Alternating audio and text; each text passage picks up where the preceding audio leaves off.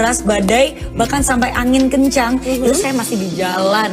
Dan itu mobil-mobil untuk melihat ke depan, pandangannya itu hanya sampai mobil depan aja. Karena terlalu putih untuk pandangannya. Jadi mobil semuanya melambat gitu. Jadi memang mengerikan kalau awal masuk musim penghujan itu emang benar-benar nakutin ya, cuma nakutin gitu memang cuacanya. Jadi harus dijaga betul, waspada betul.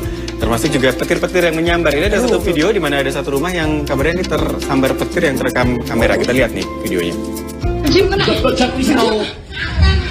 Astagfirullahaladzim, ya Allah, beratku. Astagfirullahaladzim. Astagfirullahaladzim, ya Allah. Ya Allah. Ya Allah, astagfirullahaladzim. Seperti di sebuah lingkungan perumahan begitu ya, dan ada asap di sana. Benar. Yang menurut tetangga yang merekam ini itu karena ada sambaran petir gitu, jam 17.01. Hujannya udah selesai sebenarnya ya. Nggak ada korban ya. Dan saya beruntungnya adalah tidak ada kabel listrik yang menjuntai ya. Itu agak lebih jauh berbahaya kalau misalkan ada kabel listrik juga yang ikut menjuntai, dan takutnya ya kesambar kan ya, tambah mana-mana gitu. Nantinya. Biasanya kalau ada sambaran petir itu cenderung di daerah-daerah yang lapangan terbuka seperti itu. Tapi ini ketika di pemukiman ternyata juga bisa tersambar juga salah satu rumah yang ada di sana. Makanya kalau rumah tingkat biasanya ada penangkal petirnya, itu jadi salah satu SOP yang harus disiapkan ya, biar tetap melakukan mitigasi lah, pencegahan ya. Kita lihat komentar netizen dari video yang diunggah oleh TikTok Mevi Permata V ini. Ini dia dari April mungkin ya dia namanya. Ya Allah, belakangan ini lagi parno sama petir. Muncul Viti ini jadi makin parno. Iya benar, karena memang mungkin memasuki awal penghujan.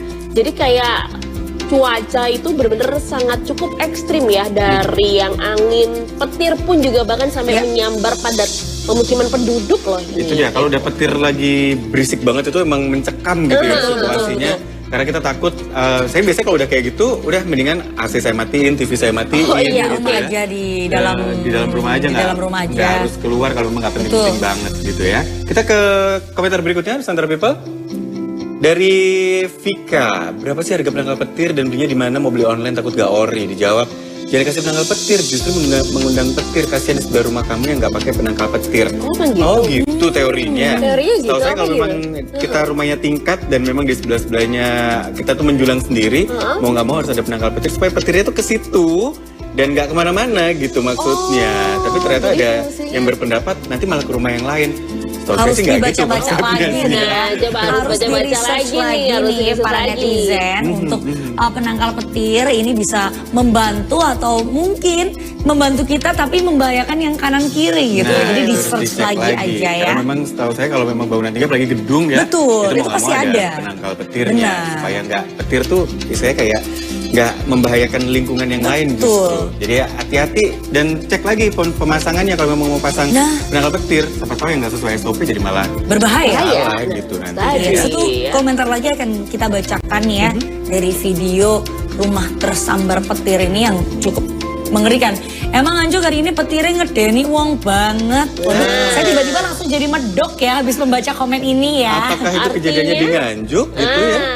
Artinya adalah emang Nganjuk hari ini petirnya menyeramkan orang banget.